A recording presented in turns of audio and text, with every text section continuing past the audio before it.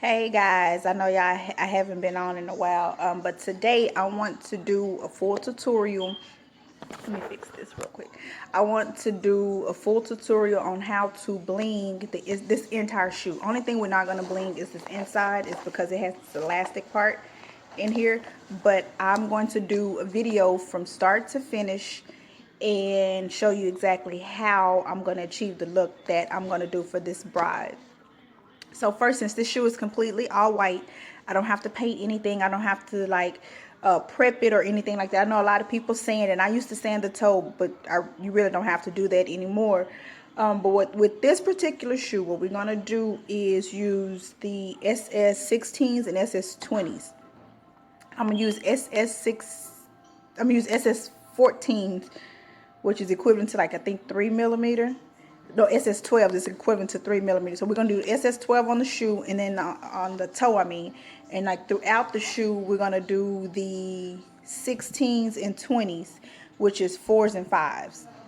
And the reason why I do that is because it'll give it a look that, like, everything won't be like right all in line. It'll still have like a scattered look, and it's still gonna be looking, it'll look nice. So with that being said, what I do to prep every shoe, I always stick bags. So whenever you go to the store, keep your bags, you put it in this shoe. And with Converse, since they're so flimsy, it'll give it that it won't be as flimsy on the sides. So you just stuff your shoe with paper, and when you actually getting ready to stone the sides, it won't fall in and fall over, because of course the Converse are flimsy. And once you actually use the glue on the shoe, which I love, I'm using E6000. And with this, what I love about the E6000, it holds. It might have an odor or smell or something like that, but it don't bother me. But when you always remember, when you stressing, always remember that once you finish this entire shoe, you let it dry for a little bit. What's going to happen is it's going to harden up, it's going to stiffen. It's not going to have that flimsy like it used to. So let's get started. Okay, what we're going to do first is we're going to start on the toe. I always start the toe first. It's just the natural habit that I have, but however or whatever your comfortability is, go for it. So we're going to use the E6000. The E6000 is tricky because you see how it spools out real fast, but the trick about E6000 is you might think it's a lot, but don't use a lot. I don't know if you can see, but what I do is I trim the toe. I trim the toe first, and as soon as I'm done putting the glue on, I hurry up and close the E6000. Preserve your glue, use the glue. It won't waste out a lot. And with the E6000, it could be tricky because you can use too much glue or you can use not enough glue. If you use too much glue, the stones will seep into the glue. It'll rise above it and make it cloudy. It's always a way to get that off, because if that happens, just keep on going. But at the end, once it dries, if you get acetone and a Q-tip and wipe over the stones, then it'll clear itself out. But if you do not use enough glue, it will make the stones fall off too fast. So I don't know if you can see, it's not very much glue, but it's enough for the stones. And so with the toe, I'm going to use 3 millimeter, which is equivalent to SS12. And I'm trying to see if I can see if I can show you. And one thing you do not want to do also is press the stone down. As soon as you get it on your pen or whatever your tool is, let it go. Do not press it down. If you press it down, the glue will rise above it and it'll end up being cloudy. Sometimes you can have too much glue on it to where the rhinestones, the acetone will not get the glue off. But there you go. I'm trying not to go as fast since I'm teaching. And one shoe could take me probably about 2 hours, if I just sit here and concentrate.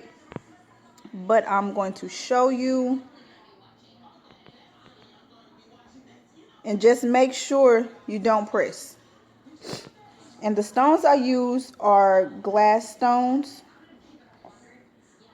And these are the clear glass stones that I actually sell. And if you're looking to purchase any stones, you can go to my website. And my website is designs, DZYNZ, customfootwear.net. And when you go there, you can click on where it says shop, and you can click on the stones, which is the glass stones, and also I sell the pearls. So you can get either or.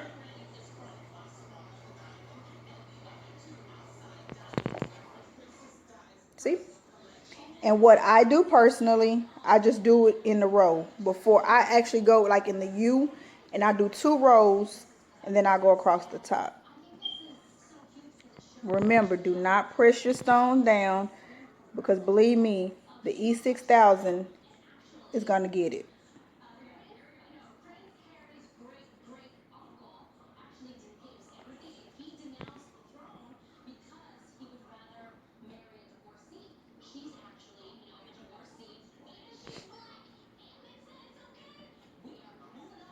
Okay, I am. You can still move your stones to say if they're not close enough. You can move them. I'm going to try to see if I can get it to where you can see that once you put it on there, just let it go. I get so many questions about why the stones don't shine. One thing that I can tell you, if you're looking to buy stones, please do your research first, because there is a big difference between Korean stones. There's a difference between Chinese stones, the DMC, which is the digital machine cut stones. It's a difference between all those stones, and just because they're cheaper and coming from China doesn't mean that they're always good. It might be cheaper, but that old saying, you get what you pay for. So please be careful when you purchasing stones, that you do your research and you actually see the quality of the stones. And I understand that some of the stones might be a little bit more expensive than what you want, that you're willing to pay, but the quality of the stones is, for your customers, is going to be so much more. So that part is done. So what I'll do now is across the toe. So the reason I do this is to make sure that my line is straight. And then I'll just, because I know how fast I go, don't put too much on if you're not going to go fast, because once this dries, then you have to go through the process. Make sure you hurry up and close it. You have to go through the process of trying to scrape and put it back on. So we'll go across the top.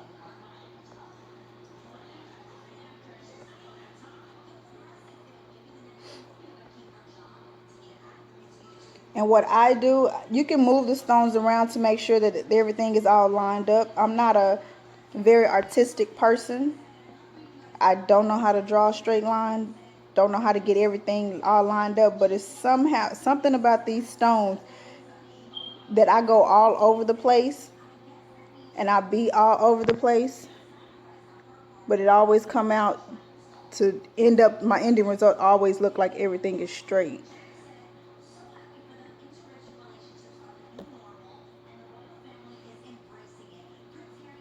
I think you can still see.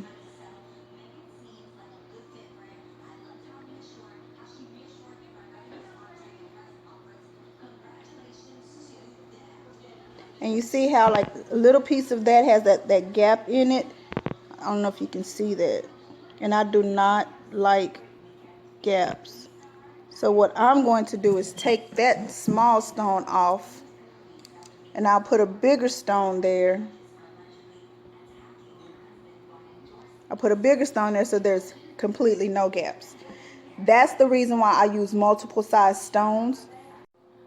Okay, so we're going to go back in the corner, and I stick there.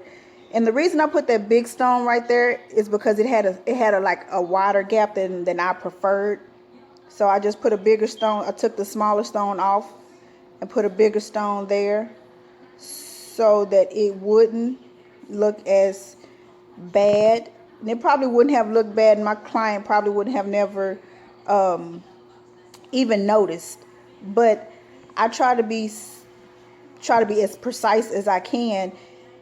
Some people tell me I'm too anal, or I'm too much of a perfectionist, but that's how I craft, and that's how I make sure my work shows for, or speaks for itself. And can you still see that?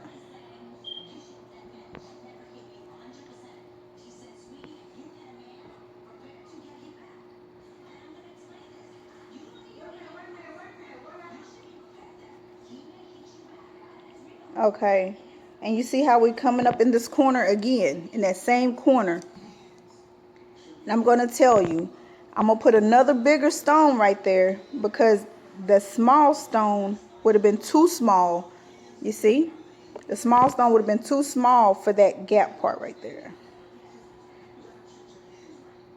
And then, since I know that it's glue there, I'm putting the smaller stones in those corners. And I'm sorry, I don't go, I don't go all in line. That's what I told you. I don't know how to draw a straight line. But the finishing product at the end result is going to show that it actually turned out pretty nice. And like little spots that I see where it's glue at, I end up filling in those spots before I put some more glue on. And it's just me. It's just the technique that I've been doing for the longest. So once I know I need to put some more glue on, I would not go over that spot again. Okay, so let's put some more glue on here. And I know my speed and your speed will come with time, or however it goes. And see how the glue is spooling out. I'll just fill all this in. I'm going to fill all this in. I'm going to fill all this in.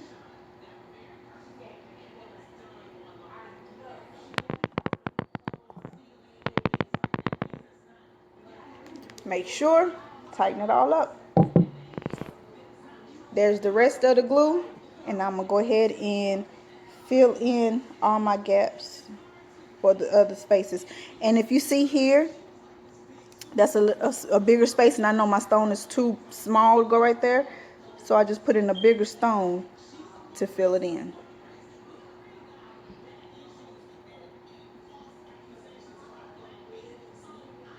And I'll just go ahead and fill in the rest.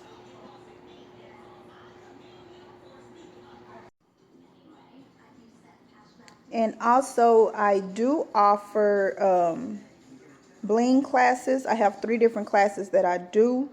I have a beginner's bling. It's for the people who don't have any knowledge of the bling, and they want to learn it and start from the beginning. In which it covers teaching you the type of glue to use, what kind of pens to use, the places to get some of your crafts, or some of your tools, shall I say. I have an advanced bling class for the people who have already, that knows some of the techniques already, but want to learn more or add more to their techniques. And I also have the one-on-one class, which is we do a video recording, like a live recording, depending on wherever you're located, and I will walk you through actually blinging your own pair of shoes. And with that class, with all classes, I will send you, with the one-on-one class, I will send you the kit, the actual kit, and your kit will come with shoes. So I'll be able to teach you how to bling with that shoe.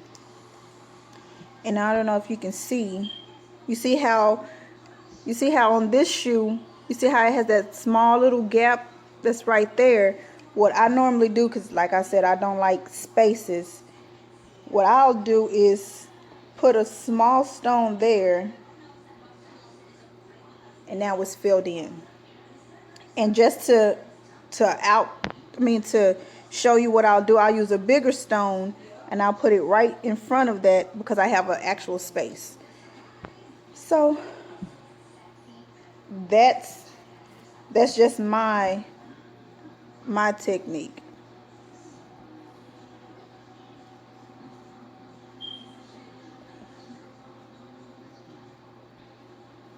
And I use different sizes, but now you see why I use different sizes is to get the look that I'm trying to achieve without any spaces. And I know that I could probably use the same size all over the shoe, but I don't.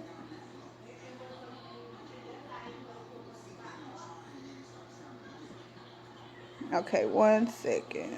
I'm almost done.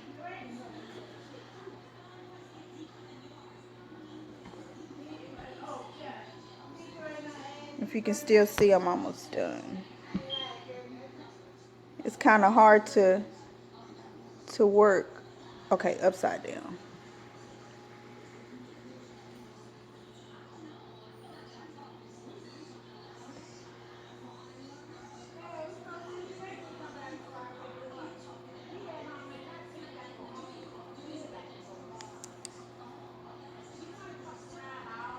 And if you see that the stones can be moved, just move some of the stones around. And it's not going to mess up because the glue is still, it hasn't settled and it hasn't dried. But you don't want to move around too much and press the stones in the glue either.